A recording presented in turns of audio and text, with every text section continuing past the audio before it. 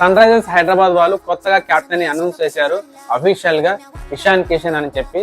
So actual గా Abhishek Sharma captain గా ఉంటాడేమో అని చెప్పి చాలా మంది అనుకున్నారు, ఇంక్లూడింగ్ నేను కూడా అనుకున్నాను అభిషేక్ శర్మ కెప్టెన్ గా ఉంటాడేమో అని. కానీ అఫీషియల్ గా అనౌన్స్ చేశారు ఇషాన్ కిషన్ అని. ఇషాన్ కిషన్ కి అయితే కెప్టెన్సీ చేసిన అనుభవం కూడా ఉంది, అభిషేక్ శర్మకి లేదు అనుభవం. సో ఇషాన్ కిషన్ జార్ఖండ్ కి ఫస్ట్ ట్రోఫీ అందించాడు స్మార్ట్. అదే ఫైనల్లో ఒక సెంచరీ కూడా కొట్టిండు ఇషాన్ కిషన్. సో మొన్న వరల్డ్ కప్ లో కూడా వీళ్ళిద్దరు అభిషేక్ శర్మ అండ్ ఇషాన్ కిషన్ చాలా బాగా ఆడారు ఫైనల్లో. సో వీళ్ళిద్దరు కూడా ఇప్పుడు కెప్టెన్ గా వైస్ కెప్టెన్ గా ఉండబోతున్నారు. ఇషాన్ కిషన్ కి ఇది ఒక బెస్ట్ ఆపర్చునిటీ అని చెప్పొచ్చు.